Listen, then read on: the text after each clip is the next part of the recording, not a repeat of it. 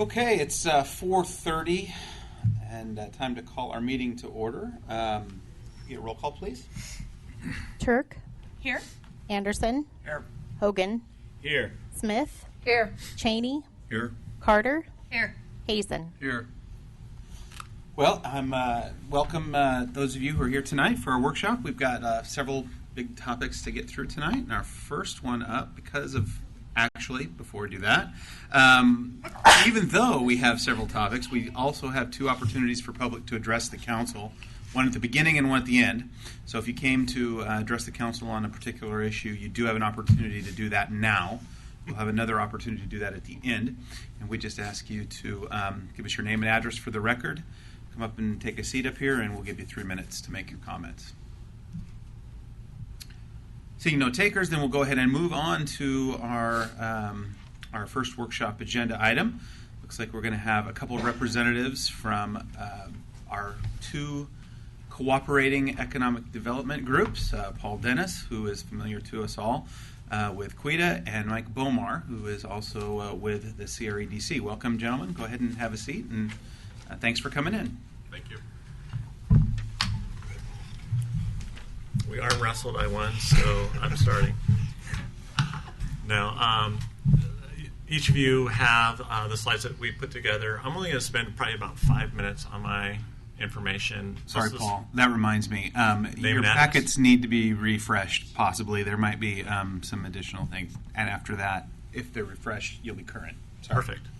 So most of the slides that you have for you tonight are really meant to be as a leave behind. What we really want to do is spend most of our time focused in on some planning work that was conducted last year on a significant site that was annexed into the city, say, about 8 years ago. So with that, I'd like to thank the mayor, council, and staff for taking time and allowing us to come here and talk about some of the exciting things that we're working on. Perfect.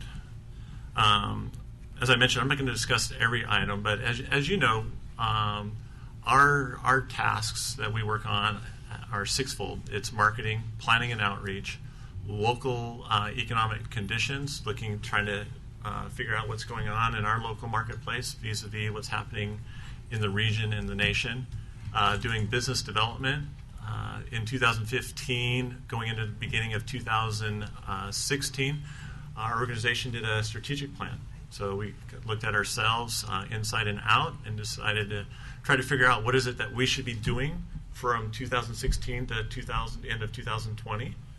And then we've had a number of inquiries last year regarding restaurants and food service. And so we decided to conduct a restaurant survey to kind of figure out what it is. What do our consumers want in terms of those that live here as well as those that work here. And we didn't just focus in on dinner, but we did also lunch and breakfast. In terms of marketing, we obviously work with a variety of different partners.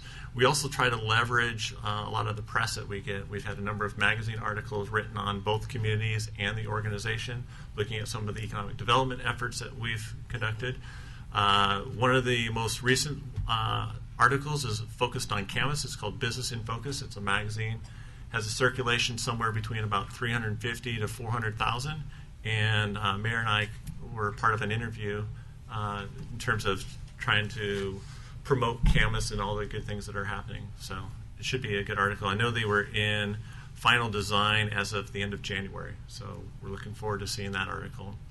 And as part of that, we'll actually get some printed materials that we can use at some of the events that we attend and trying to attract the outside world in. And then we've also, this last year, started stepping up some of our trade show organizations. Mayor took a trip that resulted in a business inquiry. We also attended the retail conference in Vegas last May, and were able to connect with a variety of different investors, developers, trying to pitch a couple of different projects in Camas, and just overall just trying to draw interest into the area for economic development. Business development, it's a full spectrum. So we're not just dealing with trying to bring new companies in, we're also working with existing companies to expand and also working with companies to retain them here. For example, we have a company right now in Camas that has signed a letter of agreement in terms of selling their facility. They want to stay here, and so we're working with them and finding a new home, and they've identified a short list of sites. In terms of expansion, Sam Sport, they build the boat racks out along Lake Road. We were able to help them locate some sales tax incentives in terms of their equipment and their building back when we used to be, quote unquote, a distressed community. And we've also were able to utilize that program for, many of you know, Lemonade Automotive is going to become a brewery and a brew pub. And because of the brewery side, they got to save sales tax. So they were very appreciative of not having to pay those tens of thousands of dollars they would have otherwise had to pay. It's pretty expensive to set up a brewery. Also, you know, back when I first visited you 6 years ago, you know, most of the inquiries we saw were small companies looking for small spaces. That's changed. I would say a small company these days, we still see a few that are in the 5,000 square foot range, but most of them are probably more in the 10 to 15, with a few that we've seen, like the HSA building being repurposed for a design engineer company. We're seeing folks actually looking for that 50 to 60,000 square foot building as well.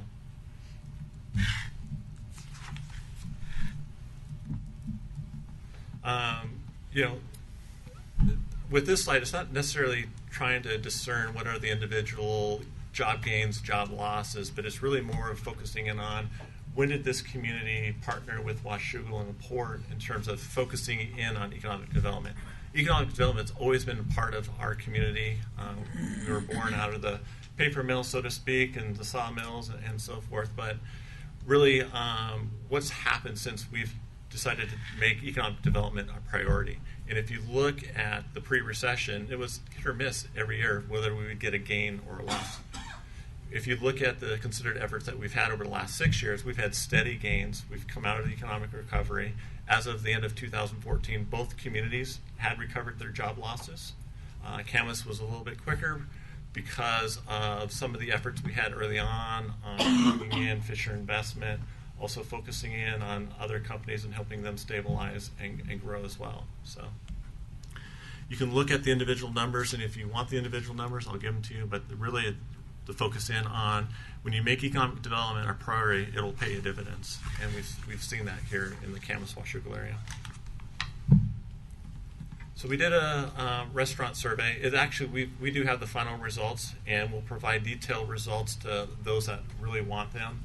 It was really meant to help those that are in the food service or thinking about food service here in the Camas Washougal area, what might be some of those gaps that aren't being met right now.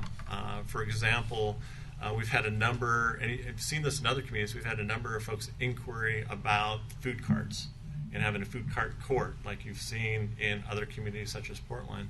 And if you're thinking about lunch, that rated super high in terms of folks wanting to have that. And so we're able to pass that information on to those that are catering more to a daytime population.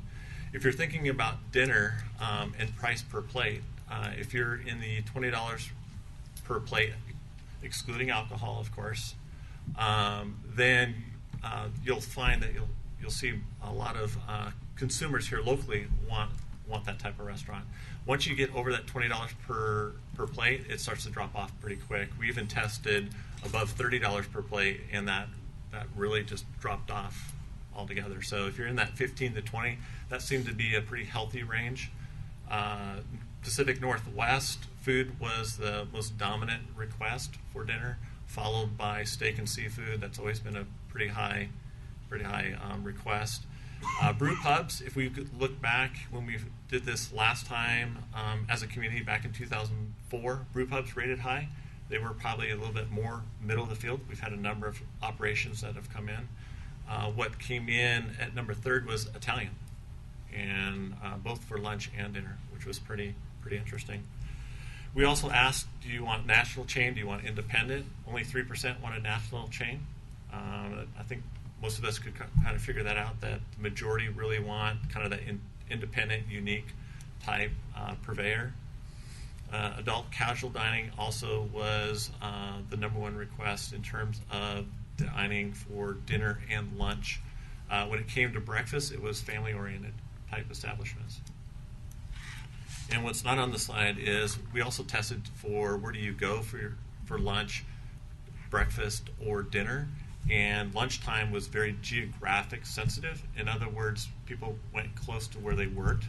You have a very limited time for lunch, which made a lot of sense. When it came to dinner and breakfast, that's when we saw that there was more geographic diversity, where we had individuals indicating they would even go to Portland, would go to different parts of Clark County for those meals.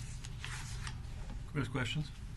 Sure. Sure. How large was your sample on, or how did you go about doing it, and how many returns did you get?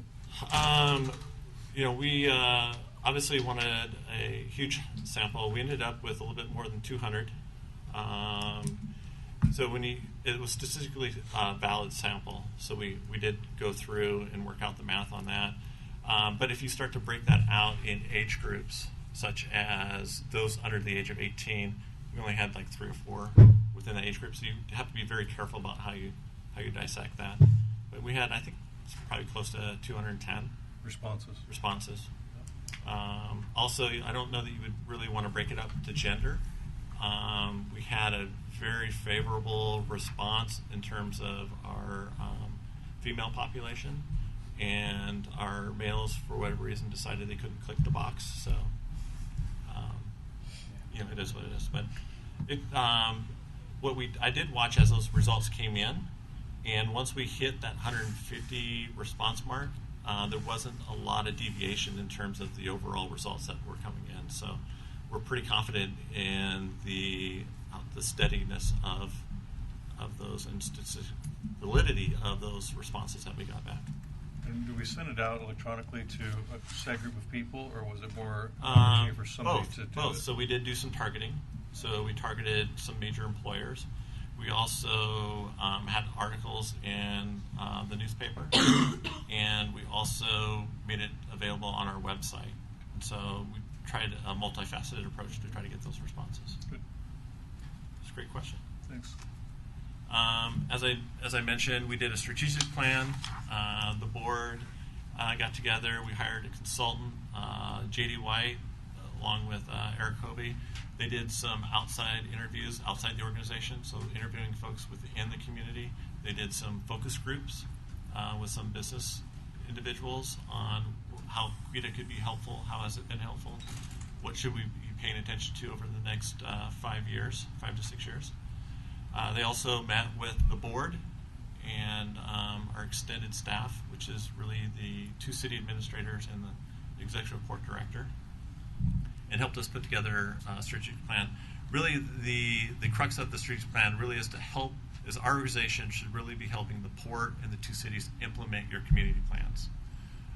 So it's not necessarily just going out and attracting business and looking at developing sites, but it's also doing it with a purpose on what do they have in their plans, and how can we make those plans come to fruition. And so we took a little bit of a different tact.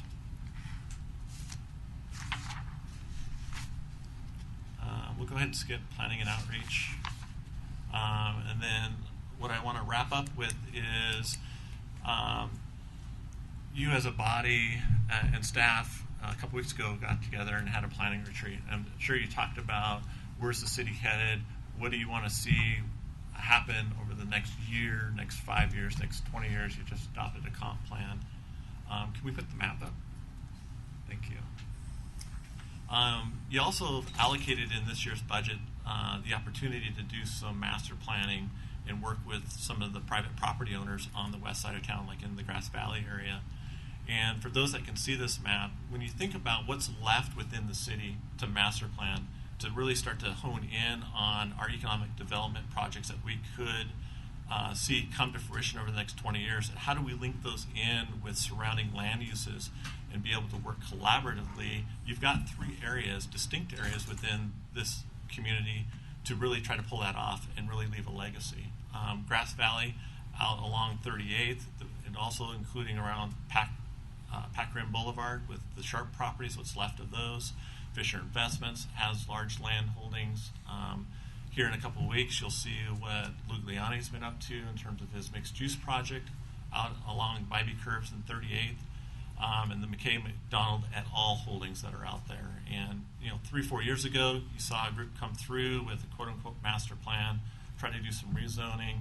There's an opportunity here to really take a look at what's left over. How do we try to maximize the economic value that is there? And how do we try to generate more job opportunities and economic value for the city? The other note is, which could be incorporated in the same master plan, is up around Camas Meadows Golf Course. It's a little bit different product. Matt Olson's been very instrumental in producing some buildings up there. You've got Parklands that was approved this last year. That will come under construction with its small business park here in 2017. And you have some other modest land holdings like the Grimm property that's about 80 acres. Adolph and Martin still have some properties that are in that area. The old Alpha Tech site along Camas Meadows Golf Course. So there's some opportunities there. And then as you jump north of the lake, which now the city's running some infrastructure, you have a new school coming online fall of 2018. Time is now to start looking at, and has been for the last 12 months, to look at what are some of the opportunities out there, because as the infrastructure comes into play, the market will also have some interest out there as well. And so with that, I'd like to turn it over to Mr. Bomar, President et al. At CRDC, and kind of give an introduction to what some of the efforts have been in terms of master planning north of Blackness Lake area. Great. Thank you, Paul. Thank you, Council and Mr. Mayor, for the opportunity to speak here today. It's always a pleasure to be on the shining city on the hill here and to be in your town, home of the championship paper makers. And also, I do want to give a shout out. It's great to have a local partner in Paul who is so well versed in this, and not only in the traded sector work that we do, but also the system-wide work that CWEDA does. And just appreciate that it's always an easy sell for us to come into Camas because we know you're going to show well, and appreciate your commitment to economic development. I'm going to fly through this really quick, so just stop me because I want to get to the meat of the study here. But our Lands for Jobs Committee, go ahead and move it. Just real quick, this has been going since 2011. Brittany Bajan, who's here today, is our current staff lead. This our new director of recruitment actually started this project and then turned it over to Brittany last year. But we've been doing this work since 2011. This is really an update and a kind of a robust approach to work that was done in 2011. And it includes public sector, private sector partners as well. A good mix of folks with a lot of expertise in that group. And our role is really to convene this group together to talk about what those key initiatives are that we can work on together to help move some of these key projects forward and really prioritize where we want to focus on employment lands. So for this study, really the key is determine that supply and readiness of what our employment lands are. And that really, it sounds like a small piece, but building the consensus on the terminology for what exactly we're talking about is a big piece of that. So we spent a lot of time up front talking about what's the acreage, what's the zoning that we're talking about here. So we really have a consistent verbiage of what we're talking about and try to create some consistency as well across the region. Then we're going to use that information in the study to be able to inform discussions about future land tools as well as policies that bodies such as yourselves can consider when looking at growth management planning. And then, as I mentioned, it's also creates a framework for ongoing. So when next time we do this update, the idea is that we have this consistent methodology so we can compare and look back apples to apples in terms of what kind of deltas we're seeing, what's developing, what's not. So really, the reason we do this, job creation is key in terms of our economic prosperity. We focus on traded sector jobs, primarily it's living wage jobs. We look at new jobs into the region, the amount of property tax through the development, sales tax generation for you all in revenue for public services, and then looking at that, having that competitive supply of employment lands and being really intentional about where we put our limited resources in terms of infrastructure and planning so that we can get the best bang for the buck. And in that spectrum, we have a shortening time frame in terms of business cycles and the amount of time businesses are looking before they get up and operational. Okay. So this is really broken down into 3 phases. Phase 1A was that whole convening and consensus portion that I talked about and really developing the structure around what we're going to do and the agreement around what we're going to do. Phase 1B was that robust. We developed those 56 sites around Clark County and completed that. And then phase 2, which we'll get into mostly here with the consultants, is that deeper dive into 5 sites, really looking at a market analysis and putting some numbers to these sites to see where those barriers are and where there might be gaps in terms of being ready for development. So 16 project funders, and thank you to CWEDA for stepping up and helping as well too. Clark County funded about half of this project, and then the other 15 rounded that out. So it was really great to see everybody come on board, including our utility partners as well, stepped up to help fund this effort. And then within the project itself, there was a lot of participants, as I mentioned, both public and private, as well as some of our other nonprofit partners that stepped up and helped provide input along the way to make sure what we were doing was ground truth and made sense. So with that, I want to turn it over so you can have most of your time to chat with the actual consultants about the details of the work that was done out here. We've got Chris Blakeney from McKinsey, formerly from Johnson Economics, started out as part of the trifecta of this work, and also Gabriella from Berkeley as well. McKinsey, sorry. McKinsey as well, to answer any questions you have and dig into the Site 81. So with that, I will move aside unless you have any questions for me on the overall. Did I go too fast? Nope. All right. Good. We get the presentation. We don't have the creative one. No. What are they gonna do now?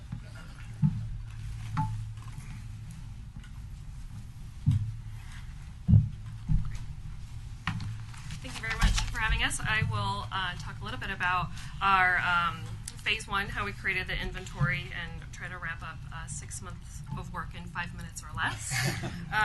So our phase one, these are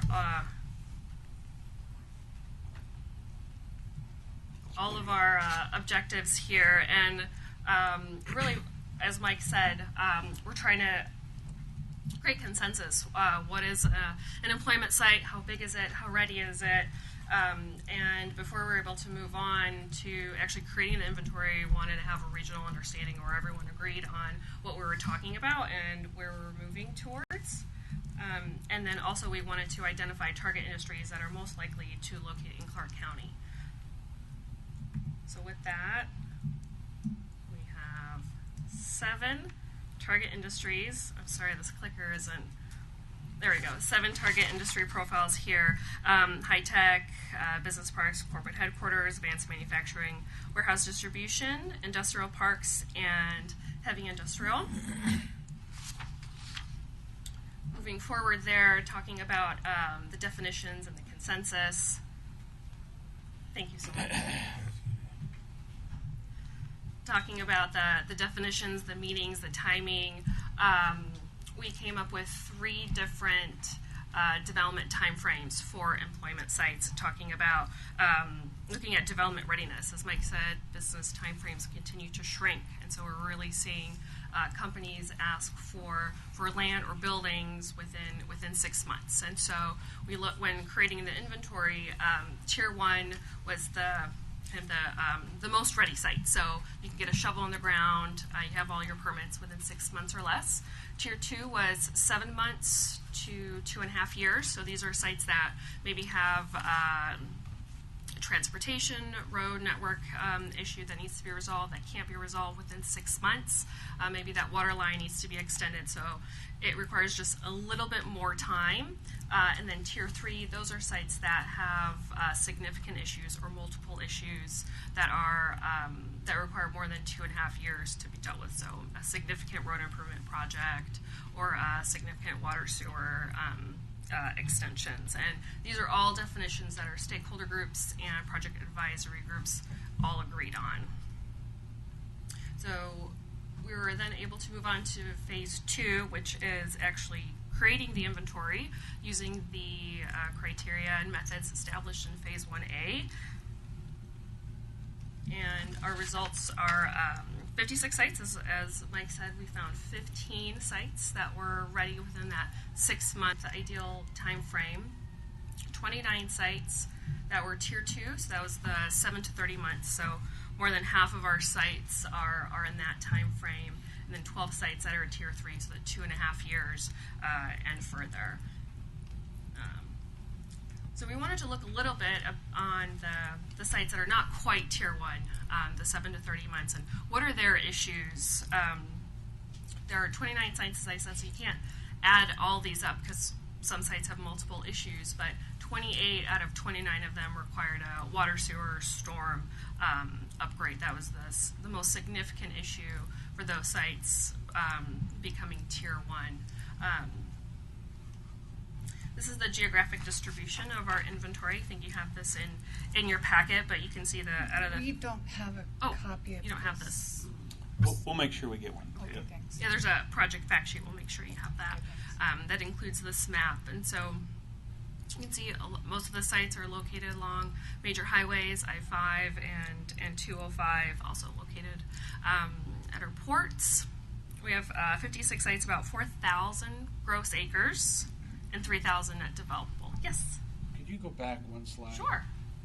What does the bottom confirm WDFW? Department of Fish and Wildlife Biodiversity. Thank you. Yes, you're welcome. Thank you. So we're looking at in Camas, 81, which is the 2B, and 74. We have 4 sites in Camas.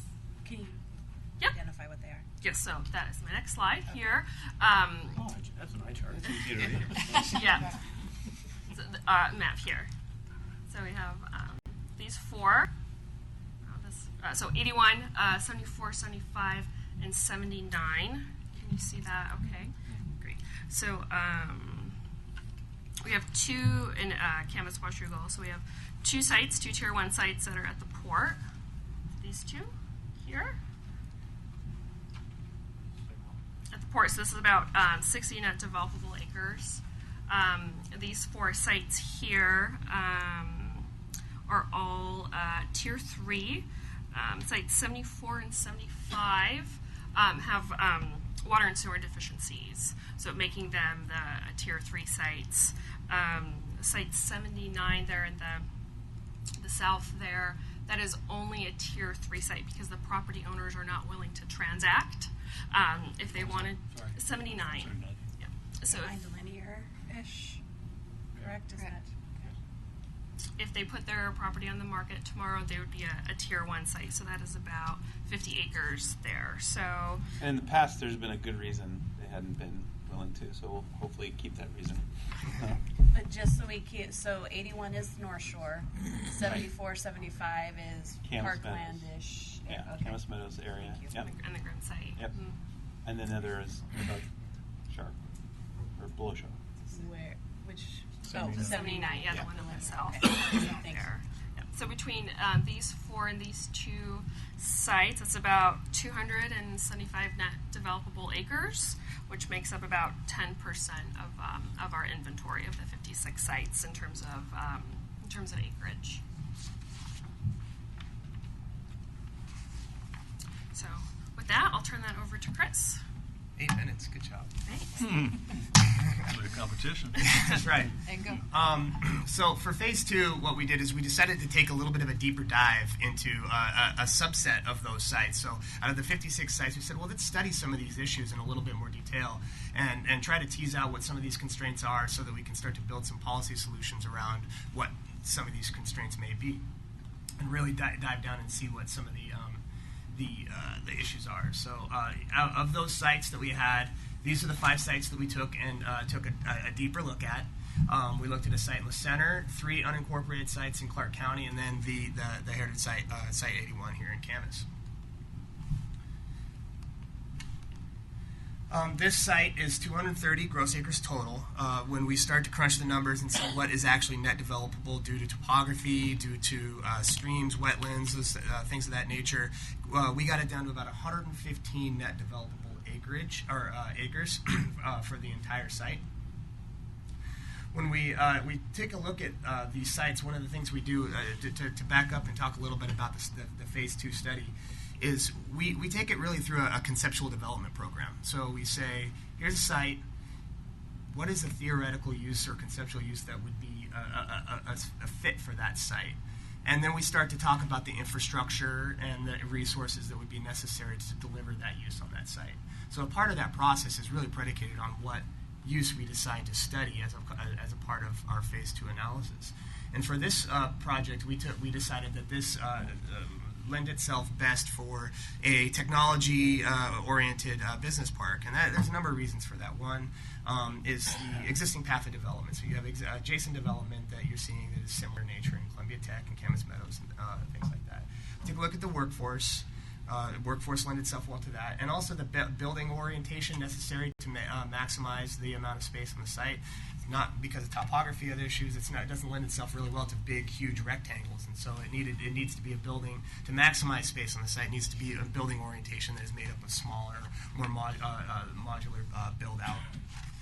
And also zoning, and also input from our stakeholders. Part of this is to answer two questions: is what can this site serve, and what if we have an aspiration for our community? What we want this site to look like? What's it going to take to get there?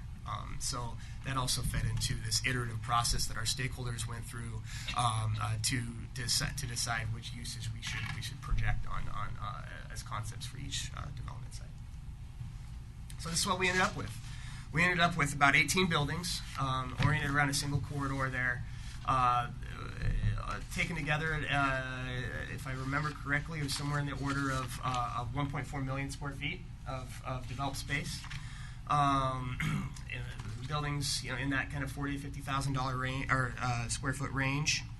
One of the things I would note about this is when we get into our understanding of economic impacts, we didn't get the whole way in this in our 20-year projection period for this. So our assumptions of future impacts didn't have this thing building out over a complete 20-year period.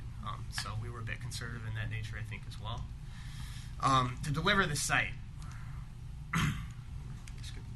there we go. Like your Boom. pie chart. Yeah. To deliver the site, so based on that conceptual use, we say, well, what's the infrastructure necessary to deliver this site? And the biggest piece was that was roads, it was transportation. It was about $11.2 million to deliver the transportation to serve the buildings in this conceptual development program. The other major pieces were water and sanitary sewer. So taken together, it was about $3.82 per net square foot to deliver infrastructure to serve that 1.4 million square feet of space, which is not a small amount of money. It's about $19.1 million. And so when we take a look at the costs and the time necessary to deliver that infrastructure, it comes out to about 48 months. So if you were going to start today to start building roads and utilities and things, this in aggregate, it would take about 48 months to permit, get the wetland mitigation, deliver the entire site. And when you factor in not only just the hard cost of producing the infrastructure, you start to talk about what the carrying cost for the developer would be when you start to talk about the threshold return. People don't develop properties for nothing, and the permitting and planning and design work. It comes out to about $5.36 or 38 cents per net developable square foot to deliver the site. So it's a representation of the constraints in terms of dollars that this site would take to be delivered. That square foot number was based on the net developable square feet of land. So of the 115 acres, so it's 150 acres times square feet per acre. So okay. It's based on that concept plan. That excludes the purchase price of the property. yes, it does. Yes, it does. So that's just for infrastructure.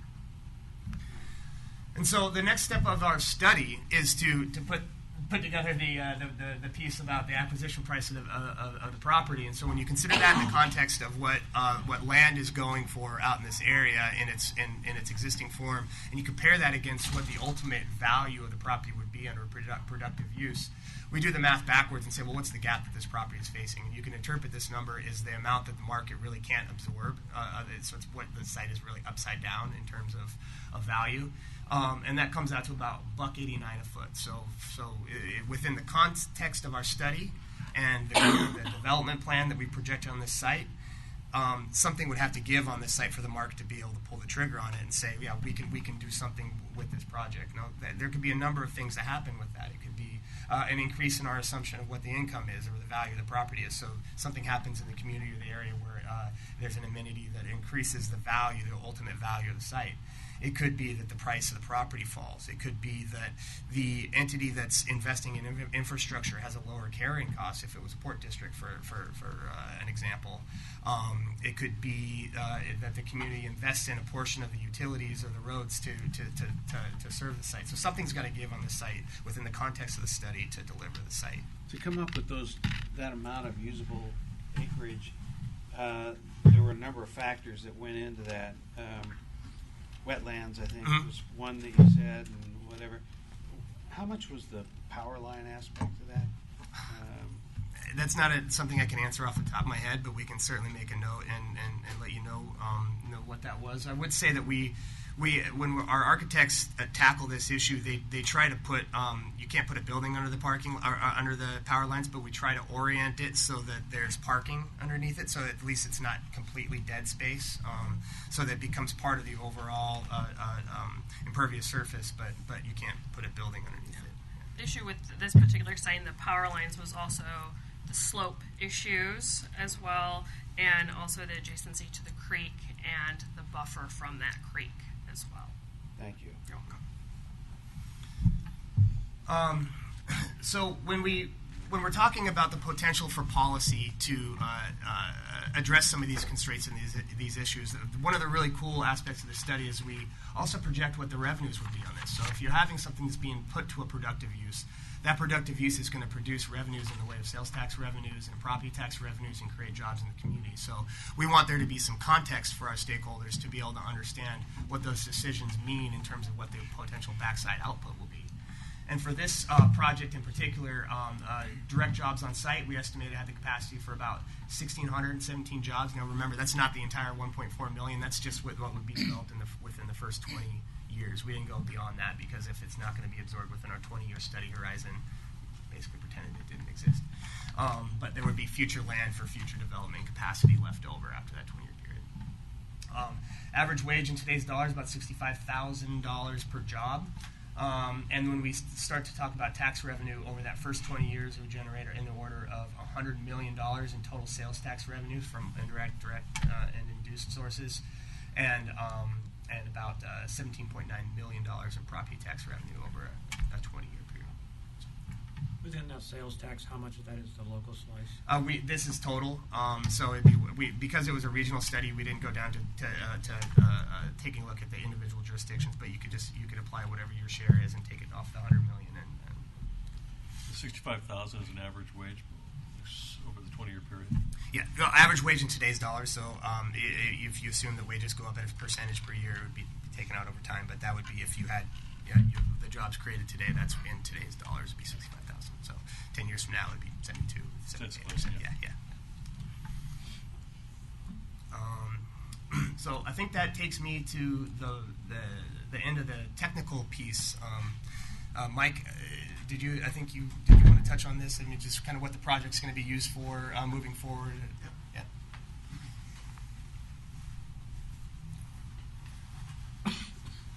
So a little bit on the importance of the timing of the project. We're undergoing our overall economic development plan update right now, and appreciate the work that CWEDA's done in their strategic planning as well too to help inform that and the participation there. But this is about informing both state and local policies. So where we have these consistent themes or barriers, or where there's a site has a story to tell that, but for a certain policy barrier or challenges in terms of how we fund infrastructure, we can move a site forward. So we have our Lands for Jobs Committee is going to be reviewing not just these Phase 2 sites, but the entirety of the 56 sites, and taking a look at where those common themes are and where we can provide recommendations back to policymakers in terms of either local or state or even maybe federal in terms of things that we can do to move those sites forward. And then it's really important. I think there's a lot of moving numbers here, so it's from a particular landowner, a particular site. It's really important not to draw too many conclusions just based on a certain assumption. But we are going to use this in terms of economic development just for our understanding of how sites are developing. So again, that ongoing look at how our sites are developing, how we can work with our utility partners to better coordinate and prioritize sites that have the most near-term viability or the most strategic importance given our community values. And then facilitate that communication, help, again, being as a convener to help articulate that back to these groups and to the larger convening groups in terms of how we can all work together. I think we got just a few minutes for some Q&A. A lot of information to digest there. And like I said, we'll get a copy of that presentation to all the council members. Yeah, that'll help to digest. Thanks. Any questions you might have now, that either for Paul or for Mike or the I consultants? did have a couple of questions. So we talk a lot, so economic development, I think one of the reasons Camas was able to bounce back quicker, we do have a heavy reliance on property tax, but a lot of that is paid by large industries. So bringing in more large industry would help us. And we talk about being shovel ready. What are the things that the city should be doing to get to the point where we are tier 1 outside of investing in the infrastructure? And I'm assuming there's zoning issues and things like that. Are there other things that we should be looking at and doing to make our city a tier 1 city when we're looking at properties? I can weigh in then if you want Sure. to chime in as well. The intentionality around it is important in terms of what you want. I think that was a big piece of it too. There's a lot of, you could, if you're doing data centers or warehouse distribution, there's a lot of stuff that can happen in different time frames. So understanding what type of employment you want is important. And that balance as well too. We find everything is about talent right now. And so lucky for you, Camas is one of the top places in the country in terms of places people want to live and go. And the access to the metro market as well too is great. Wait, would you say that again, please? It hurts him, It is. It's in the record, right? So it really hurts him to say it. Yeah. So, we're up and coming on the other side. That's right. But yeah, so you can't lose the balance in terms of the overall system too. I appreciate the restaurant survey and really understanding what it is that attracts people and continues to attract people. While we're focused on that traded sector, the employment side that has a lot of those larger multiplier effects in terms of a community, that whole system's important. So the way that you're investing in the restaurants and other amenities, recreation amenities, and keeping the big picture, whether it's parks, those types of things matters too. So, Like a community center, Mike? Is that so what you're gonna say? no, that wasn't a setup. No. It's up to your community to decide how you want to invest. Okay. But I think, and that's the key. And for these big lifts, look at how do you leverage those partnerships within the community, whether it's a school district or a port, and having those relationships and being able to have those creative conversations around if you are in a certain business cycle and you want to take advantage of that, what are those partners that can bring some of those additional tools to bear? So I think that's important. I think you have, certainly with Paul, having that understanding of how to bring some of those partnerships together and the way you're set up with CWEDA is an advantage. But I think understanding what you want is step one, and then taking a systems approach to how you get there is important. Yeah, elaborating on that, understanding what you have and what you want. Different industry types have different infrastructure needs, and so you might be targeting one use versus another on a particular site, but the infrastructure cost between the different uses is maybe $5 million, just depending on what is existing conditions out there. And then also property owner outreach as well. A lot of these parcels are really big, and there's zone for employment, but the existing property owner may plan to continue farming it for the next 20 years. So although it's planned for employment, you can't market it because the property owner doesn't want to sell. So property owner outreach in those situations is important as well. Well, and if you look back at Camas's history, they've made, you look at those slides that talk about the places where the infrastructure is insignificant or insufficient. Camas proactively invested in some of those things. So you figured out a way to build the road, and you figured out a way to run the sewer out there, and you figured out a way to, get the water line out there ahead of what you wanted to come, and then of course you'll get a little more success. That's the gap that we're seeing is the city going to bridge that gap? What is that part of our vision or what? So I think you're seeing a little bit of that. I mean, there are two things happening near the site. Is 81 this year that potentially help make that gap a little smaller. A sewer line and a water line running adjacent is a big piece of that gap. It's not the transportation piece of the gap, but it's a big piece of the gap. So, a couple questions. Tying into this whole development that we have, CREDC must have some key strategies you're pushing with the state legislature this year. What key initiatives that you're pushing are tying into this?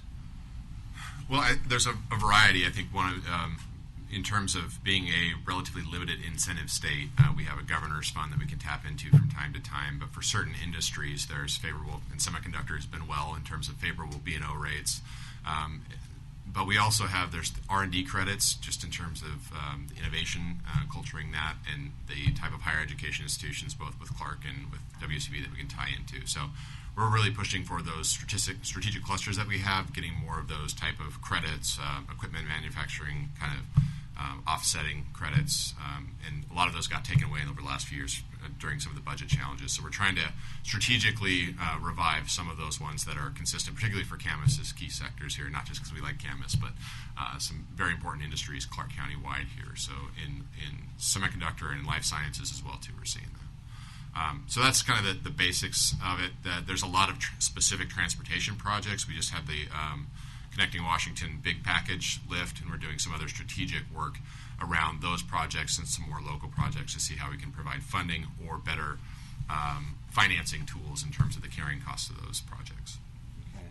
And then the other question is, Camas has had no utility taxes over the years, and how do you view that? We're unique within Clark County, not having those taxes. What kind of weight do you give that in terms of the ability to pull businesses into the area?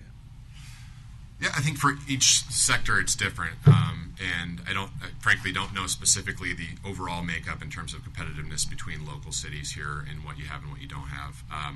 But I think the key is, can you provide the services for the requirements? So, not charging a tax is one thing, but if you can't provide the services for those companies, it's another. So I think it's a broad answer to your question, but I think what businesses are looking for is both the certainty that they're going to be able to have the service as well as that cost competitiveness. And it really does, for the scale of the project, it really, some of those smaller costs or those local taxes weigh less than the certainty of the servants, whether it's power or water or those types of things. So I think that's a question back to the policymakers for the type of companies that you're trying to do. Are you getting enough revenue to make sure those services can be provided? Thank you. Any other questions for any of our fine consultants and partners in the room? Really appreciate it. A lot of good stuff. Thank you for presentation. Looking forward to continued work in it, and thanks for coming in. Thank you. Thank you for your Appreciate the time. time. Thank you. Yeah. And it's okay if you say you like Camas best. That's right. His wife won't let him say it. He I wants have to. one hat of one Yeah. high school in my office. Hey, which one is that? Thank you, Mr. Mayor. You That's did a great right. job. You're welcome. Yeah. Also, one autographed picture of a mayor as well, if I'm not mistaken. So, very good. Thank you. All right. Well, that was interesting. Good stuff. And like we said, we'll get the presentation. We had the CWEDA one, but we didn't have the CREDC one, I don't believe. So we'll get that one emailed out to you this week. Oh, Dave was here. I didn't even see Dave. Yeah, Dave Rip came in. Oh, hey, Dave Rip. That would help before we Hi, have our David. interviews. Running in. Yeah. 1960. Yep, we'll get it this week. Okay, thanks. Are Perfect. you referring to Mr. Lupe? No, Rip. Okay, next up, looks like Cliff's here, and we're going to move on to some fire surplus. That was a lot of information. I have a very small amount of information. Yeah. So consider this the wafer thin mint at the end. Very nice. Binge. Very good. Nice Hopefully reference. We don't Yeah. need any buckets. We just received and put into service our latest ambulance, which pushes one off the end of the plank, which is our reserve ambulance. So we are asking that we surplus that, and we also have that on the consent agenda for formal council. The one we're getting rid of is a 2001, and that was a rebuild. The box on that ambulance was built in 1990, which was 2 years before our last two new hires were born. So It was also the year I graduated from Camas High School. So. Good way to put it. so in with the new outfield. Very good. Any questions? Yes, Greg. What's the newest, oldest reserve next in line? I'm guessing it's going to be about 3 years until we go back to council to try to replace one. So And what's the oldest now? If this one goes through and surplusing. 2009 is our oldest now. Thank you. And where do you plan to surplus it to? So the chief has actually brokered a deal with East County where they want to purchase it and completely rebuild it. Apparently they have somebody associated with their agency that that has the capacity to do that, and so they're going to use it for repurpose it entirely for a rehab unit. And so I think the deal he has brokered with them is essentially the trade-in value of the rig had we traded it in when we had the new one built. Okay, thanks. Any other questions for Cliff on this one? Thanks, Cliff. Nice wafer. That was a wafer. Then. Very good. All right. Supreme Court nominee Jennifer Gorsuch is up next. Sorry, is it Your Honor? Or is Yeah. that coming this I will way? never call you Your Honor. Good evening. On the agenda tonight, you have a draft resolution related to an index of records. This falls under the Public Records Act. So this is another part of our continuation to improve the public records and records management processes here at the city. Both the WAC and the RCW state that local agencies shall provide to the public an index for certain categories of public records, and the purpose of that is to let the public know the types of records the city has available. So per the RCW, there's also a clause where local agencies may opt out of the required index and stating the reason. The reason given in the actual RCW is that it's unduly burdensome to maintain. A lot of large cities as well as small cities have done this opting out provision. Excuse me. I need some water. Camas, we do have an index on our website, which, as we've been told by MRSC, is actually one of the better ones out there, but it's not fully compliant. We consider ourselves partially compliant because not all types of records are listed on there, which you can imagine is a pretty lengthy list. So as we're continuing to work toward that full compliance, we wanted to go ahead and just get this resolution on the books. Working towards it, the compliance, we're still undergoing some processes with records management. And if you'll all recall, in the 2018 budget, there is a provision for software, which will be records management software, which will also help with the indexing. So our plan is to maintain the index the way it is on the website, keep adding to it, keep improving on it. Ultimately, should be fully compliant. When that does happen, then we would plan to repeal or remove the resolution.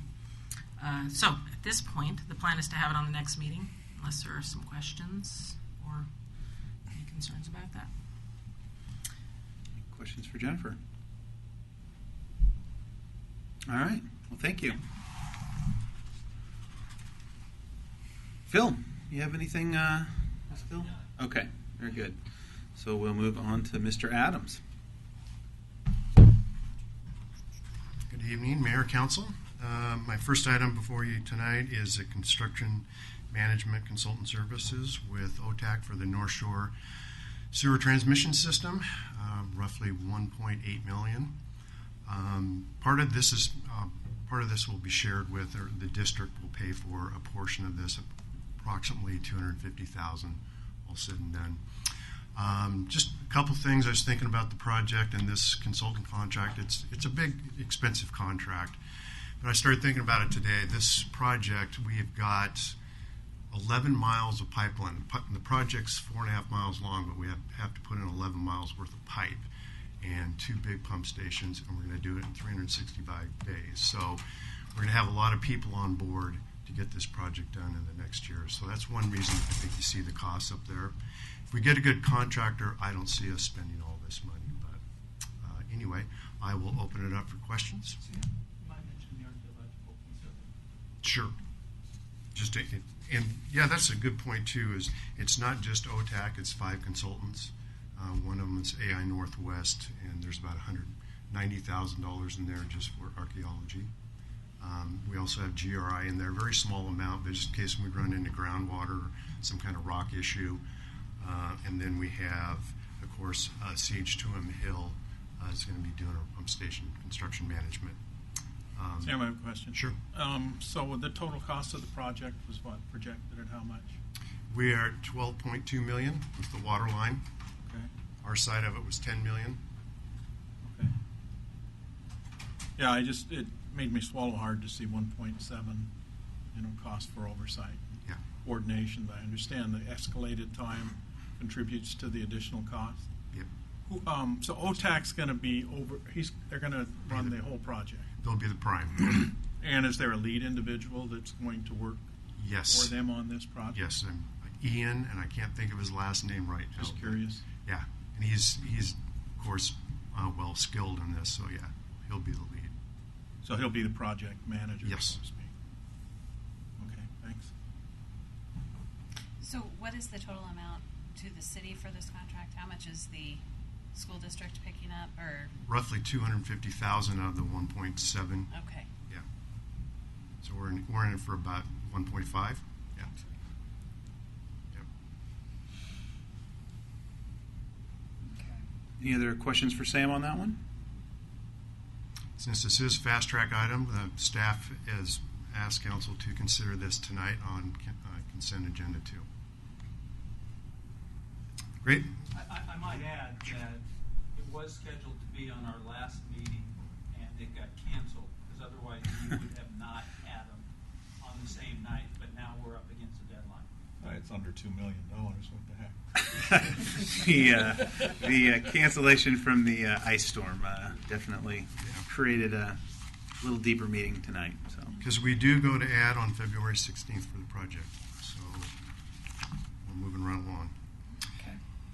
Next item before you is a consultant services agreement with Murray Smith and Associates for the Will 17.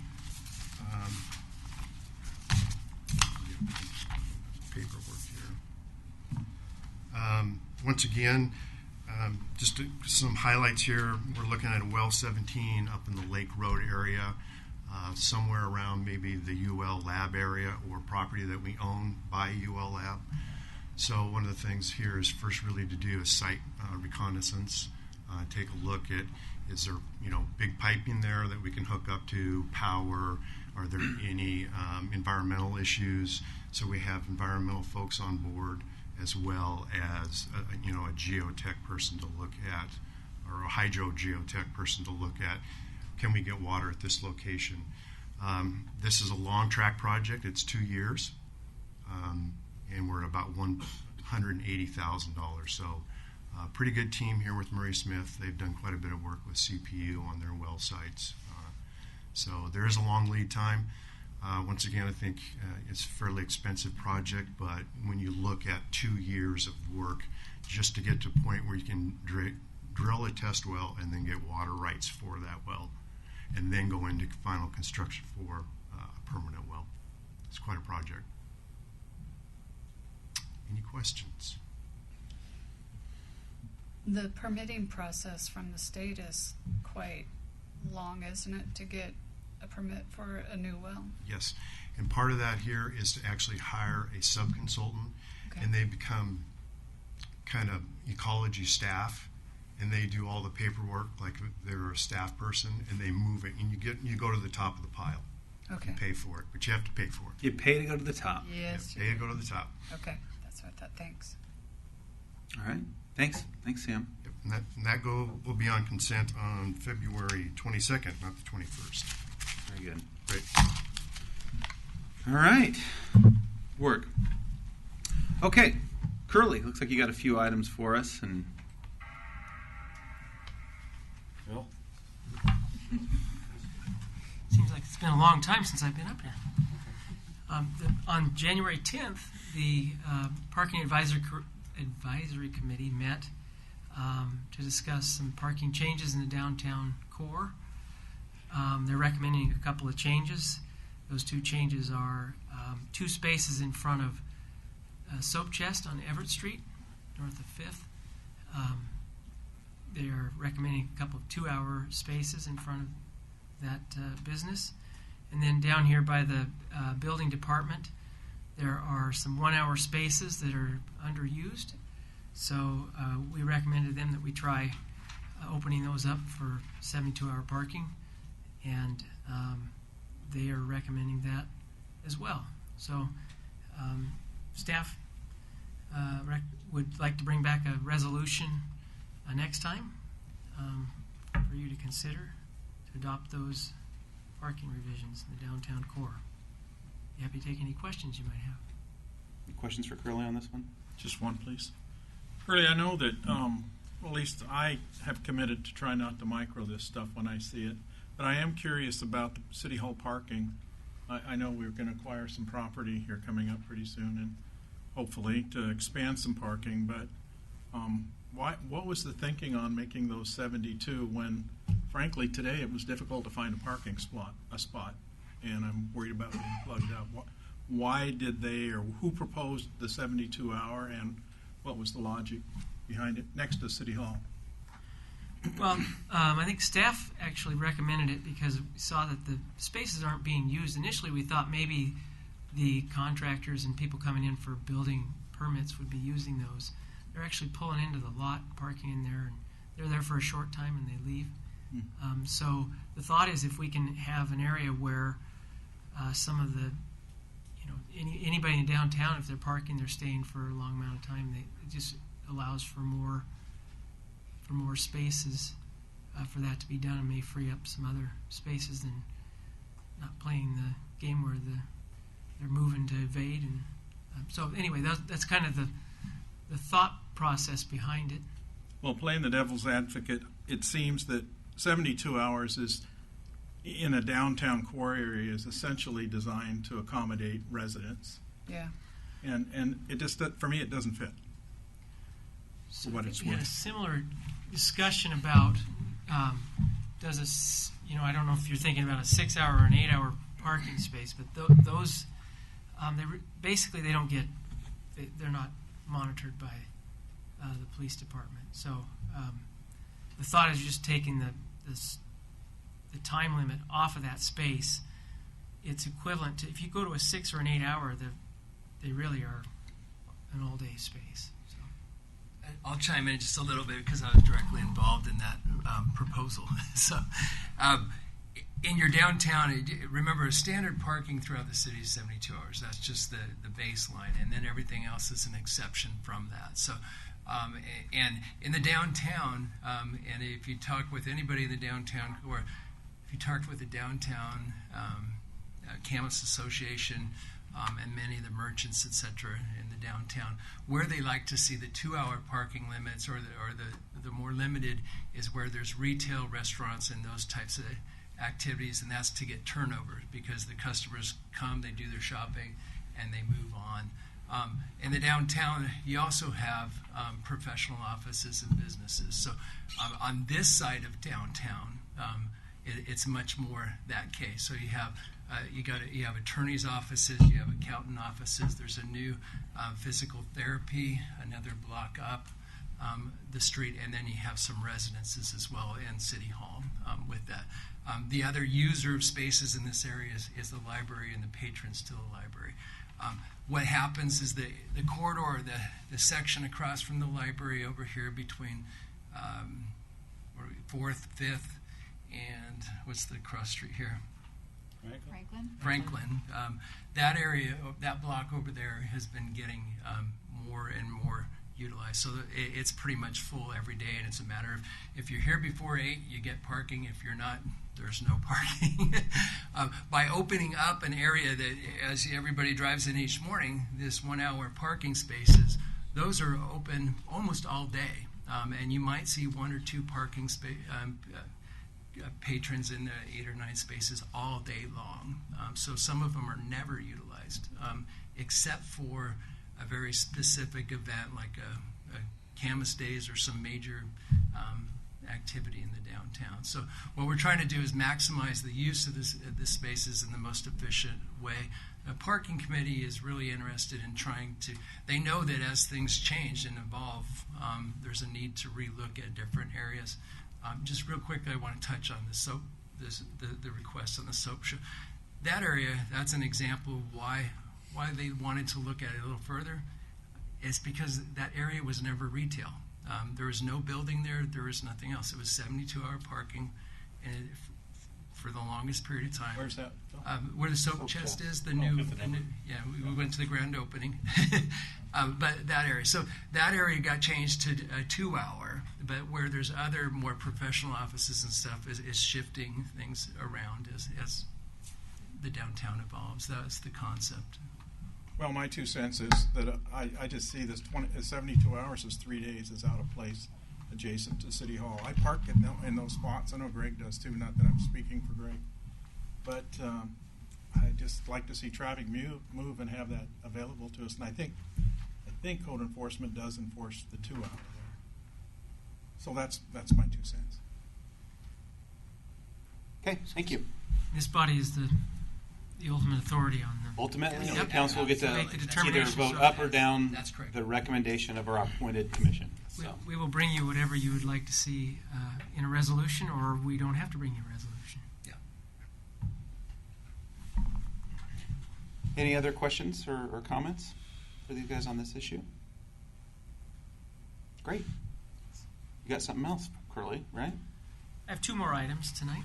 This next one I'm most excited about. Yes, we're getting very optimistic.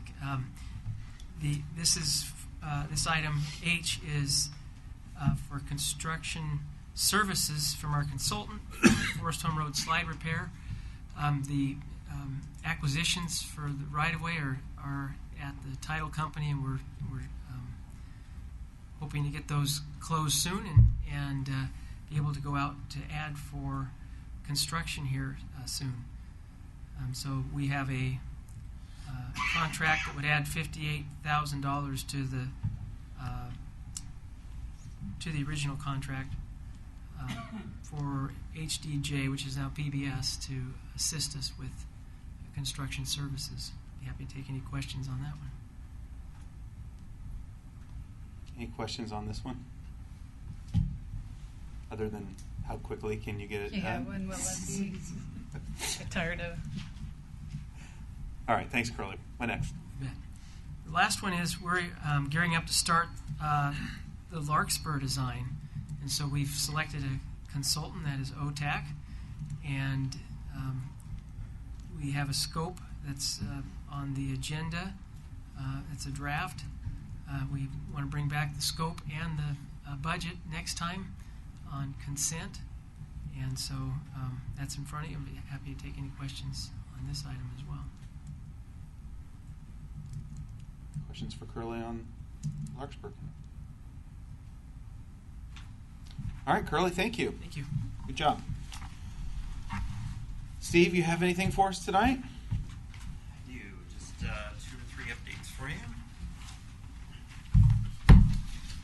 Evening, Mayor and Council. I think at the retreat, maybe a couple of you actually had asked for an update on the snow and ice and some of the hours and materials that we spent. I think I was actually pretty close. In my estimate for you, we had through January 25th, plus or minus, which was about the end of our pay period cutoff, we had about 370 hours total in overtime for the snow and ice events in both December and January. About 300 of those hours was January, 70 plus or minus in December. And then there were some additional hours actually towards the end of January and into early February as well. So a little bit of additional overtime with those events. And then materials, we had roughly through that same time period in January, we had about 20,000 of materials. I think I'd mentioned that as well. Most of that was the de-icer that we use, both the liquid and the granular material, and we're also at a point where I think we'll need more of that probably before the winter's over as well. So I hate to say it. So we're, again, though, I think doing pretty well as we make it through those events with the staff that we have and the equipment and the materials. So things are going okay from that standpoint. I would mention with some of the recent weather here just over the last day, we got quite a bit of rain yesterday. I don't know what the total was right off, but between some of the snow melt and the rain that we've got, if you drove down Everett or Lake Road today, you probably noticed the lake levels rising. It's gone 4+ feet. It's risen in the last 24 hours, so it's really gotten up there. I talked to GP a couple of different times today. They have different stages of lake level where they notify the city and Cressa and residents in some instances downstream as well, and so they're in that notification phase. Here today, they crested 12 feet just a little bit ago, and that's on their own kind of lake gauge area. 2 more stages at 13 feet and 14 feet. On their estimates, usually at about 14 feet is when you'll see it crest SR 500. But where we're at now, 12 to 13 feet back in December of 2015. We were floating about the same levels on their lake gauge.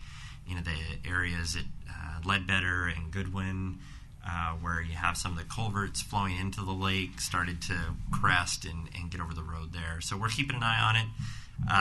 We'll track it through the night here, and I think we're going to get a little bit of a break this evening, but then heavier rain again tomorrow, and so we'll certainly track it through the day tomorrow. So the weather isn't done yet with us. Okay. So you said total hours. What does that equate to dollar-wise, roughly? I don't have it right off, so I'd have to go back through So I'm and just calculate wondering, that. budget-wise, how does that? Sure. And play this, into that? I was going to ask the same question, Alyssa. This, I'm assuming that this is an anomaly. We don't prepare for this type of an overtime event. So should we That's expect correct. something in the supplemental budget? Yeah, we'll take a look at it and suggest an amount that we think is reasonable, understanding that We still have it another still have through November, December as well that we need to keep in mind. So we'll be bringing that forward. And I should have thought about dollars instead of just hours. So thanks. Okay, great, We'll thanks. get that. Just one quick, in that same context, and this isn't a criticism because I understand what happens, but I'm astonished at the poor shape that the streets have become as a result of all of this. Real bad. And in that same context, I'm assuming, I think you mentioned a little bit about it at planning, but since then I've even noticed more. And it's funny, now that I sit on council, I look at the streets not as a bad street, but how much is it going to cost us? And I'm just, That's how I look at snow and ice. Yeah.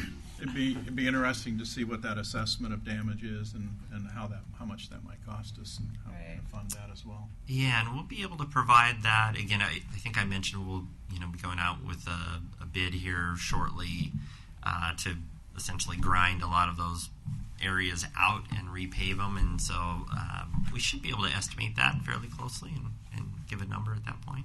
You speculate that it's pretty significant. It's a pretty good dollar Beyond amount. the scope of what we plan to budget. Yep, most definitely.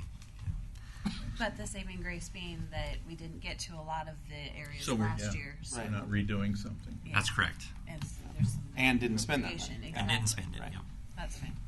How smart we were. Yeah, That's right. Really, I mean, We knew it. planning. A couple other just quick updates. I don't think the Lacamas Lane slide project came up in the Forest Home Road discussion, but that project is out to bid. I think we may have mentioned that before. Bids should open here later this month, and we'd be coming to council probably in early March for an award. And again, by the time you get a contractor out there and get them moving, we're still probably early summer time frame before that's done. So what are we going to do there? Just stabilize that hillside? Yeah, The road's passable and doesn't seem to be inhibited, so just stabilization. stabilize the hillside and then some drainage improvements there as well to catch that water that's coming out on the road. Yep. Or it freezes. Yep. Right. And then a couple other quick project updates for you. I think there are actually two things that are on your consent agenda tonight on the regular meeting. The Pack Rim Boulevard Illumination Project went out to bid. We got great bids on that project. Again, that's to add lighting on Pacific Rim Boulevard from Payne to Parker. And we'll use because it's a gateway into the city, we'll use the black decorative poles. The bids came in at about $680,000 was the low bid, and we had an estimate of roughly $1 million, a little bit more. So that pretty good bids on that project, actually, with just two contractors bidding. And then the other one that's on the consent agenda for you tonight is the Timber Harvest Project, the 2017. We ended up with a bid there of $370,000, and our estimate was $255,000. But in this case, that's a good thing because that's money actually coming into the city that they pay us for the timber harvest and the revenue that they get from the harvest itself. So have about $115,000 that's coming back into the water fund that wasn't necessarily anticipated from an estimate standpoint. So that's a good thing. So, Steve, does that get calculated into the rate study, that kind of revenue? It does. In fact, the current rate study has assumptions in it right now. I think it's every 3 years, potentially, where we get a little cash influx coming in. And it was, it's an estimate based on the forest management plan that we have. And so as we go through the rate study, this time around, we'll actually have 2 or 3 different scenarios that are real life that we can play out and project forward. So.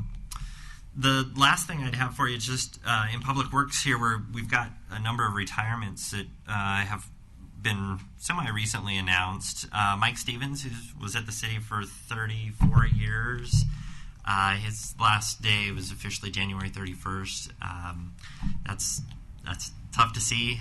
Somebody with a lot of knowledge and info about the city retires, but good for him, and I think he's going to enjoy that. Roger Shirley had 30 years with the city. I think we talked about that one at one point. He retired December 31st. Wes High in the engineering department has recently let us know that that's retirement is looming. He's hoping in the next 2 to 4 months, kind of the March to June time frame, to be able to retire. He's doing a great job in working with us and making sure that that position is covered and that he can help where he can until we get that spot filled. So that is a good thing. And then Greg Emmert on the operations side as well, after 26 years with the city, is retiring at the end of February. So with those types of retirements, if you think about those people and positions they're in, fairly key. And so with anytime we have a vacancy, we want to look at those job descriptions. We want to look at the work that that position should be doing. Make sure that it all lines up, and then make sure that we get the right people in those slots as we move forward. So that's the process that we're in right now, is trying to look at that, make sure that we get good people moving forward in those spots. So with that, I'll Any answer other questions? questions for Steve?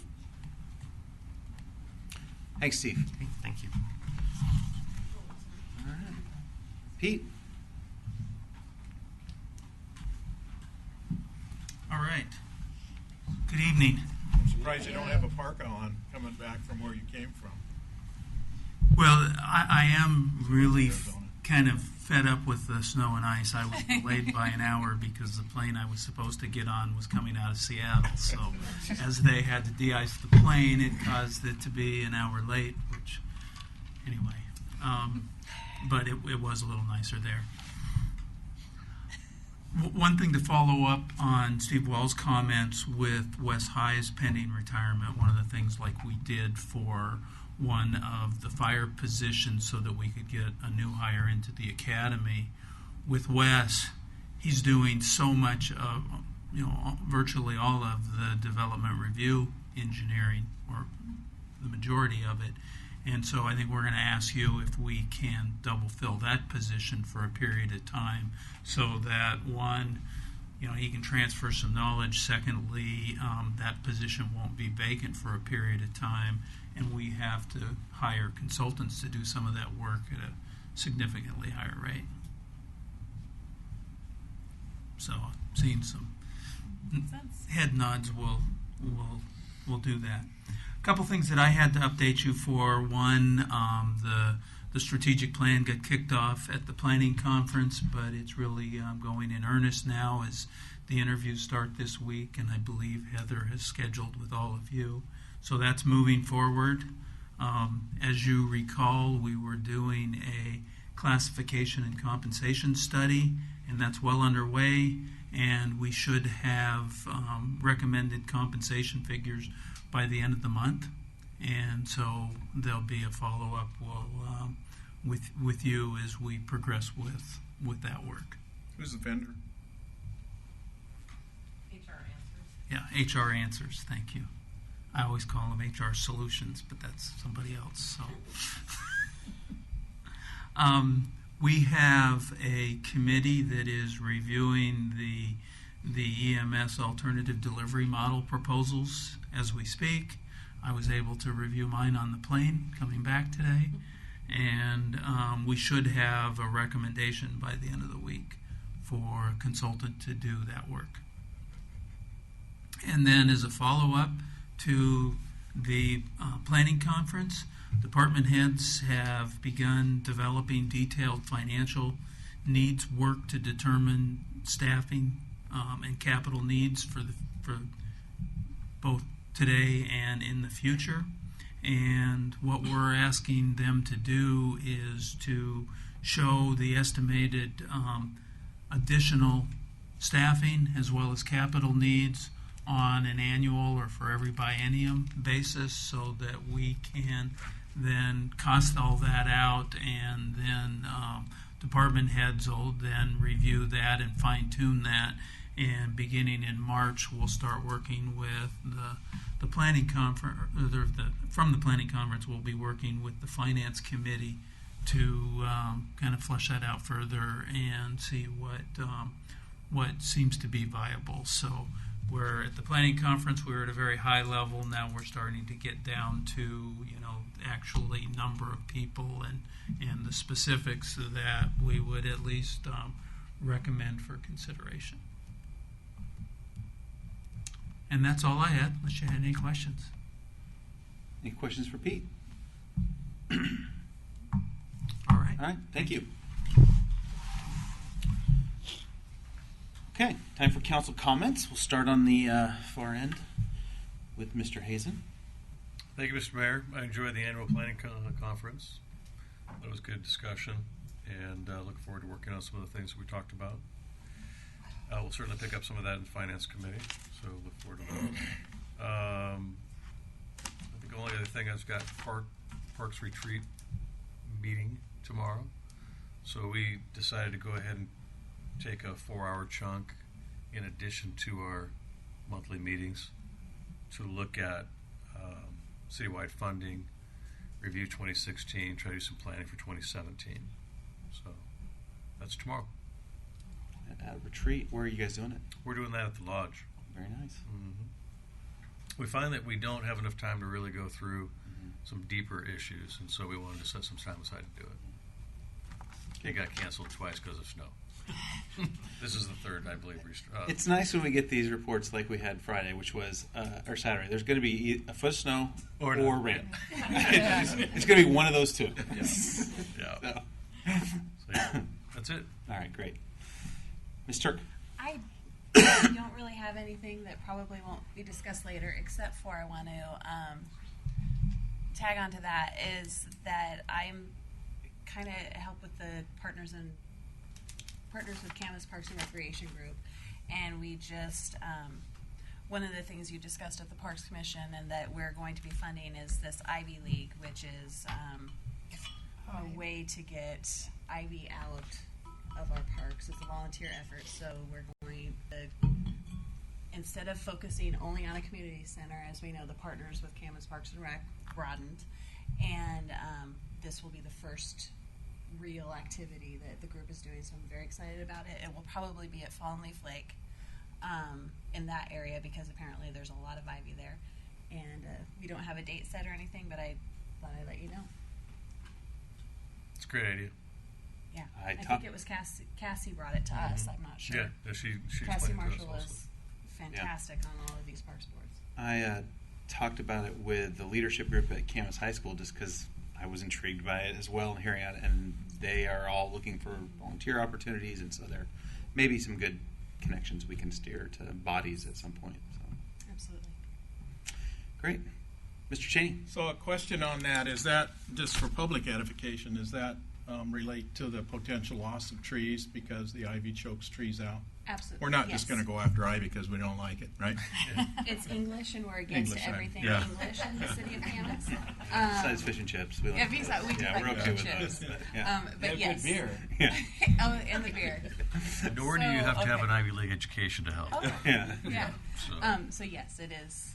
Well, you the noticed, ivy I mean, causes I the used a tree big to- word when I was framing The it. edification. Yeah. Very nice. I have a question that I thought of while Scott was introducing us about the salary survey or study. So at a given point in the last one we did, the council, as a policy practice, made a decision about benchmarking or bright lining where we would like to see the comps come out at. And I mean, Jennifer just, or somebody just said that we're going to have some numbers pretty quick, but I'm hoping that we have an opportunity to engage in that before those numbers came out, so we don't build unreasonable expectations. Does that make sense? Greg? Yeah, and two things on that as a response. One, we really were initiating this using kind of the same thresholds as before. And then secondly, that's one of those things that initially just working with the admin committee on, and then we'll bring it to the entire council. Okay. I just want to bring it up so that we have some engagement, and it may well be the same as it was before, but that was 15 or 20 years ago the last one was done. And it would be good to know where we're grounded and where our benchmark is. Thank you. The only other thing I had was Cressa Board this week. We in Cressa have realized we are probably not an official or formal entity by law. That doesn't mean we haven't existed and collected monies and spent them appropriately and everything was legal. So the attorneys for Clark County and for Vancouver have done some research, and they're proposing that we adopt what's become a public development authority. And that's a legal structure that's sanctioned by statute. And we're going to do that. We're going to hope to do that. But ultimately what it means is every jurisdiction that's a partner to Cressa's function, in other words, all the small cities, the county, Vancouver, we're going to have to authorize our mayor eventually to sign the new agreement creating this PDA. And so there's not really any significant change other than that. I can say that maybe 6 months ago, if it went to the county, there may be a chaotic process, but we're hoping that it's going to be a smooth process. Mm-hmm. But the one thing I committed to was to make sure that those people that we can influence at my level, you two, and maybe our friends in Washougal and other small cities, can get together and allow the Cressa director and maybe legal staff to help answer some of those more technical questions and understand the process. So, question I have right off the top of my head, does that mean then it's managed in every way like a state agency? For instance, it's subject to state audit and also Open Public Meetings Act and disclosure, all those It already is. It already is. But what this essentially does for us is limit our liability. Got it. Right now, we have a share of the equity and liability. In the future, they'll be a standalone, and their resources and their assets will be vulnerable, but ours won't be. Got it. Creating this new structure. So, good deal. Just kind of a heads up. Yeah. Thanks. That's it. Question: will they be able to somehow go out and get taxes, or no? No. They will still. I believe no. I believe the answer to that is no. They're not like a Metro Parks district or something like that, or an Regional Fire Authority, where they don't go out and do that. They just become an entity that's structured by bylaws and interlocal agreements that somehow, by the legal structure that they create, will limit each one of the members' liability. Okay. Very good. Yeah, I think so. It shouldn't have any bearing on how we function or what it costs us to do business. It shouldn't change any of that. It actually might make it better for us, because I think I've shared with you all that we have worked on looking at ways we can enterprise what we do at Cressa to help offset some of the direct costs we have, because we have some capacity to do that. And this will facilitate that to occur, we're told. Good deal. More to come. Yep. Okay, I don't have a lot to report. Looks like our administration committee is going to look at wages here in the near future, but there isn't a lot more to report. CWEDA, I missed that last week, was it? The last week of January? Yeah. So we'll leave that to the mayor to report if there's anything that wasn't in the meeting. And I think that's it. Very good. Yeah, I think you got some of the update of some of the things we're working on, and then of course there were some specific project updates that are always done with code names and things like that. So not a whole lot to report that you can't report. Yeah, right. Dawn knows. She sits in there and has to decipher the code. So, Mr. Anderson. Mayor and I had our first check-in on the rented fire chief session with Eckford, for lack of a better way of calling it. That went well. There's nothing but good news from our partners in Eckford with Nick's efforts in working in the new structure. We also had the JPAC meeting somewhere in that same week with the fire studies or ambulance study services thing.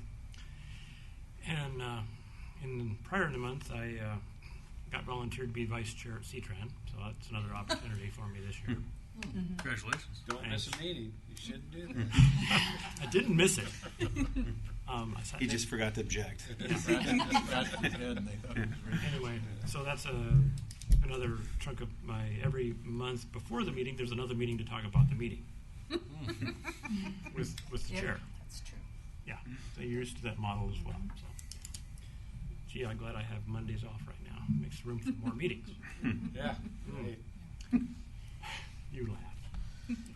I'm just very thankful. I'm very thankful you're doing it. I'm not saying that as a joke. I appreciate the work you're doing. And don't laugh next time. And I'm glad I don't have to be doing it. Very good. Ms. Carter.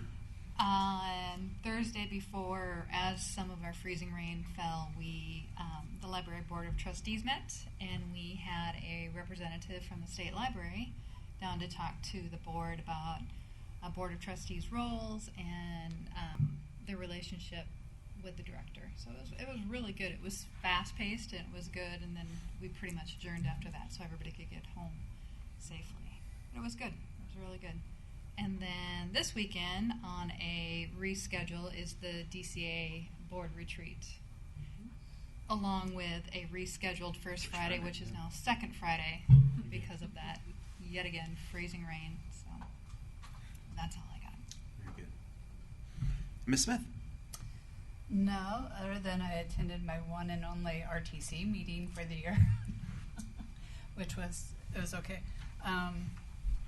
And was almost going to go tomorrow, but Paul worked it out for that. They got 10, 11 applications for... Oh, right, for Washougal's vacancy. Yeah, for Jennifer McDaniel's position. So, yeah. She's joined our city? Yep. She has moved into Camas, Yep. vacating her seat in Washougal. Washougal. So, other than that, nothing. Very good. Will be in Olympia all day tomorrow. Pete and I will be in Olympia all day tomorrow with a full round of appointments that we'll just carry on the things that we've been talking about with our legislators, a lot of transportation stuff. And accompanying us is, I think, 9 Camas High School students, our youth council. And so this is one of my favorite trips we make to Olympia because it's really... it's fun to show them this experience, and it's also fun to see the additional doors that open when well-dressed young people walk in, and it's just fun. You just never know what other appointments are going to shake out of it because, oh, what's your group doing here? And we usually get some good opportunities out of that. So we'll be there all day tomorrow. And I thought I'd briefly just go over before we go to the comments of the community. I thought I'd briefly just go over what's going to happen at 6:30. So it's a little unusual. If originally the idea was, well, let's just adjourn here and go and have an executive session. But legal counsel reminded us that we can only do that on closed sessions. For an executive session, it has to be scheduled and has to have its own time. So we scheduled it at 6:30, and that way we can have an executive session at 6:30 to deal with some real property. And so we have to, because it's its own meeting. We'll break here in a minute when we're done, and then take a break. We'll have to come back here, get in our seats, start the meeting, and have a roll call, and then we'll go into an executive session for a set period of time. So that part will be familiar, but this middle thing is a little unfamiliar, which is why I thought maybe I'll just explain it since it was explained to me. Then we'll finish that meeting, adjourn that meeting, and then the 7 o'clock meeting will start as normal. And we'll start that process all over again. So you got 3 meetings for the price of 2 tonight. So that's kind of a kind of a nice thing. All right. Well, with that, I don't think I have anything else at this Mayor, time. can I clarify Oh, one thing? yeah. Or two things there? Sure. We're actually going to wait until after we reconvene for roll call. So all we'll do. Actually, sorry. Have to? Yeah, this is while you were on your plane. The city attorney told me we have to do both. Yeah. And then my hope was that if our executive session is less than a half hour, which I think it might be, Yes. that we can come in and close the Adjourn that executives, meeting. Yeah. adjourn that meeting, Mhm. and then just take a break and reconvene at 7 so that those people that don't realize it's 6:30. Exactly. Yep. So, all right. Very good. Sorry, I didn't mean to embarrass you like that. That was kind of mean.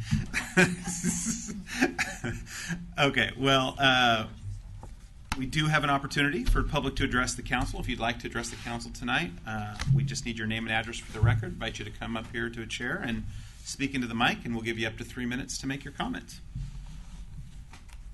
Go ahead. Chris Kralik, 631 Northwest 18th Loop. Sorry to make the